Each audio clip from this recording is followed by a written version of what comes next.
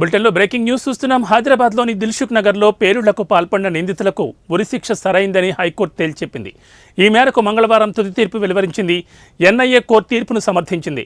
పేలుళ్లకు పాల్పడి అమాయకుల ప్రాణాలు తీసిన నిందితులు అఖ్తర్, జియా ఉర్ రెహమాన్, యాసిన్ భత్కల్, తహసీన్ అఖ్తర్, అజాజ్ షేక్లకు ఉరిశిక్ష విధించింది.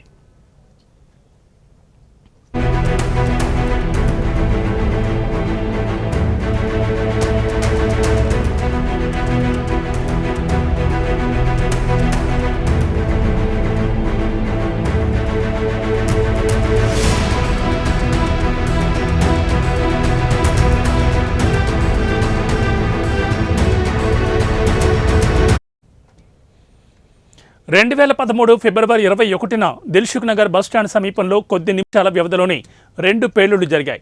మొదట బస్టాండ్ ఎదురుగా ఒక బాంబు పేలగా అక్కడికి 150 మీటర్ల దూరంలో మరో బ్లాస్ట్ సంభవించింది. ఉగ్రవాదులు టిఫిన్ బాక్సులో బాంబు పెట్టి ఈ దాడికి పాల్పడ్డారు. దీంతో 18 మంది మరణించగా మరో 130 మంది గాయపడ్డారు. ఈ కేసును దర్యాప్తు చేసిన నేషనల్ ఇన్వెస్టిగేషన్ ఏజెన్సీ ఇండియన్ ముజాహిద్దీన్ ఉగ్రవాద సంస్థకు చెందిన యాసిన్ భత్కల్ను ప్రధాన నిందితుడిగా తేల్చింది.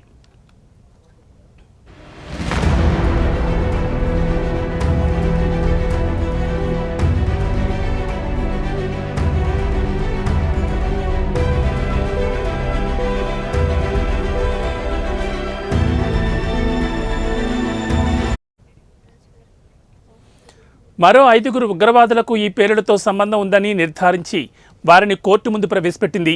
సుదీర్ఘ విచారణ తర్వాత నిందితులు 5కి ఎన్ఐఏ కోర్టు ఉరిశిక్ష విధించింది. ఈ తీర్పుపై నిందితులు హైకోర్టును ఆశ్రయించారు. తాజాగా హైకోర్టు తీర్పు వెలువరించింది. ఈ కేసులో ప్రధాన నిందితుడు రియాజ్ భత్కల్ ఇప్పటికీ పరారీలోనే ఉన్నాడు.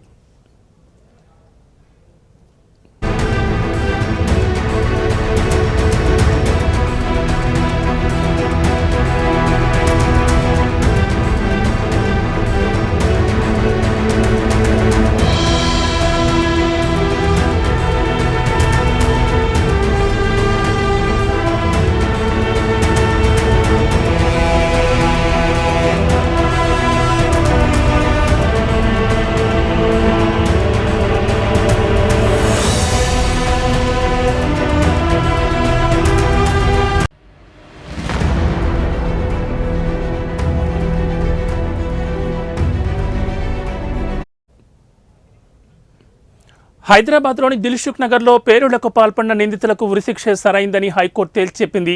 ఈ మేరకు మంగళవారం తుది తీర్పును వెలువరించింది.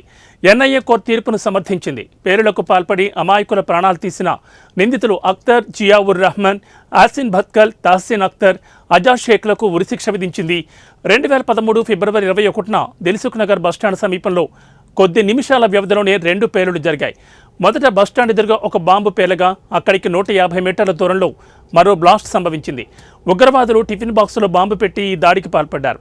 దీంతో 18 మంది మరణించగా మరో 130 మంది గాయపడ్డారు.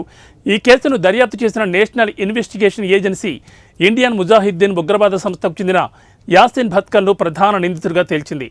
మరో 5 ఉగ్రవాదులకు ఈ పేలులతో సంబంధం ఉందని నిర్ధారించి వారిని కోర్టు ముందు ప్రవేశపెట్టింది. సుదీర్ఘ విచారణ తర్వాత నిందితులు 5కి ఎన్ఐఏ కోర్టు ఉరిశిక్ష విధించింది.